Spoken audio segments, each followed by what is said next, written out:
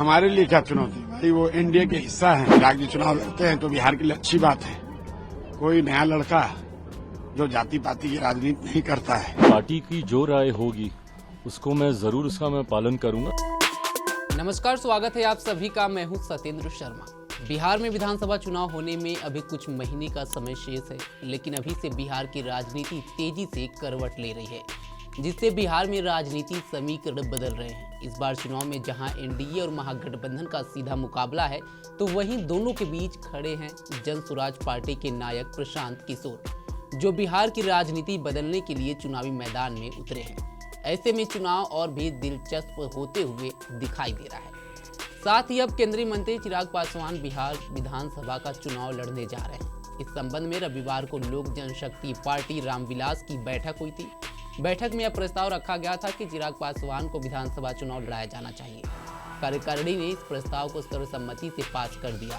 ऐसे में चिराग के चुनाव लड़ने से दो युवा चेहरा तेजस्वी और चिराग पर अब नजर रहेगी कि जनता किसे मौका देना चाहती है। कई लोग चिराग को बिहार का भावी मुख्यमंत्री के रूप में देखना चाहते हैं, लेकिन उम्मीद कम है कि एनडीए उन्हें अपना मुख्यमंत्री बनाए। लेकिन चिराग के चुनाव लड़ने पर प्रशांत किशोर ने खुशी जाहिर की है। सुनिए प्रशांत किशोर ने क्या कुछ कहा। हमारे लिए क्या चुनौती भाई, वो एनडीए के हिस्सा है और स्वतंत्र है हर आदमी चुनाव लड़ने के लिए। चिराग जी चुनाव लड़ते हैं तो बिहार के लिए अच्छी बात है।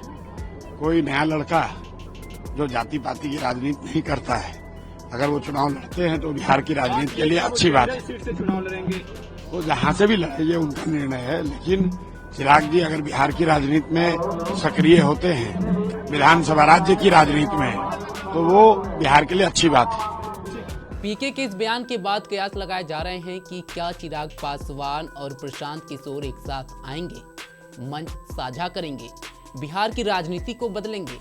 अब ये तो समय ही बताएगा, क्योंकि राजनीति में कब क्या हो जाए कुछ कहा नहीं जा सकता है। लेकिन चिराग एनडीए से अलग होंगे ये कह पाना थोड़ा मुश्किल है, क्योंकि वो पहले ही कह चुके हैं कि जब तक प्रधानमंत्री मोदी हैं तब तक वह कहीं नहीं जाने वाले हैं। देखिए, मैं पहले ही कह चुका हूँ कि पार्टी की जो राय होगी उसको मैं जरूर उसका पालन करूंगा, बट फिलहाल अभी इस पे और चर्चा होनी बाकी है।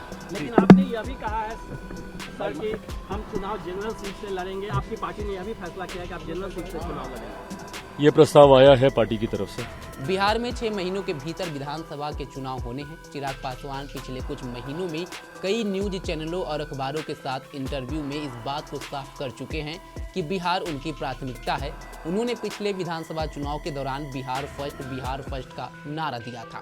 तब से वह लगातार इस नारे को दोहराते हैं। चिराग पासवान ने कहा कि वह बिहार के लिए बहुत कुछ करना चाहते हैं। चिराग के बिहार विधानसभा चुनाव लड़ने का राज्य की राजनीति पर क्या वाकई कोई बड़ा असर होगा? बिहार की राजनीति से आ रही खबरों के मुताबिक चिराग पासवान पटना, दानापुर या हाजीपुर से किसी एक सीट पर उतर सकते हैं। बिहार के विधानसभा चुनाव में महागठबंधन और एनडीए के दलों में आमने सामने का महामुकाबला है। महागठबंधन ने राजद, कांग्रेस, माकपा और भाकपा शामिल है, जबकि एनडीए गठबंधन में बीजेपी, जेडीयू, लोक जनशक्ति पार्टी रामविलास, हिंदुस्तानी अवाम मोर्चा और राष्ट्रीय लोक मोर्चा शामिल है। चिराग पासवान के विधानसभा चुनाव लड़ने से बिहार की राजनीति के समीकरण बदल सकते हैं। पिछले विधानसभा चुनाव में चिराग पासवान ने मुख्यमंत्री नीतीश कुमार के खिलाफ मोर्चा खोल दिया था, लेकिन इस बार वह एनडीए के साथ मिलकर ही चुनाव लड़ना चाहते हैं। चिराग पासवान दलित समुदाय से आते हैं। बिहार में राजनीतिक जनगणना के आंकड़ों के मुताबिक राज्य में सबसे ज्यादा आबादी अति पिछड़े वर्ग की है। बिहार में अति पिछड़ा वर्ग 36.01%, पिछड़ा वर्ग 27.12%, अनुसूचित जाति 19.65% है। अनुसूचित जनजाति की आबादी 1.68% है। जनगणना के मुताबिक सवर्णों की आबादी 15.52% है। बिहार में अक्टूबर या नवंबर में विधानसभा के चुनाव होंगे, लेकिन एनडीए और महागठबंधन अभी से चुनावी मोड में आ गए हैं। कुछ दिन पहले ही प्रधानमंत्री नरेंद्र मोदी बिहार गए थे और उन्होंने आरजेडी और कांग्रेस पर जोरदार हमला किया था। उन्होंने कहा था कि बिहार के लोगों को जंगल राज से सावधान रहने की जरूरत है। दूसरी ओर महागठबंधन की ओर से तेजस्वी यादव और राहुल गांधी ने कमाल संभाली हुई है। राहुल गांधी भी हाल ही में दरभंगा आए थे। महागठबंधन के पास तेजस्वी यादव जैसा युवा चेहरा है। चूंकि नीतीश कुमार की उम्र हो चुकी है और ऐसे में तेजस्वी यादव का मुकाबला करने के लिए एनडीए को किसी युवा चेहरे की तलाश थी। शायद इसी वजह से चिराग को विधानसभा का चुनाव लड़ने के लिए तैयार किया गया है। आपको याद दिलाते हैं कि रामविलास पासवान के निधन के बाद लोजपा में जबरदस्त टूट हुई थी। पार्टी के सभी सांसदों ने चिराग पासवान के चाचा पशुपति पारस का साथ दिया था, जबकि चिराग अकेले रह गए थे। लेकिन उसके बाद चिराग ने जबरदस्त कमबैक किया और लोकसभा चुनाव में उनकी पार्टी के 5 नेता लोकसभा पहुंचे। उनकी लोकप्रियता को देखते हुए ही मोदी सरकार में उन्हें मंत्री बनाया गया है। लेकिन अब जो अटकलें सामने आ रही है, उम्मीद जताई जा रही है कि बिहार में चिराग पासवान विधानसभा के चुनावी मैदान में उतर सकते हैं, जिससे बिहार की राजनीति में बड़ा बदलाव देखने को मिल सकता है।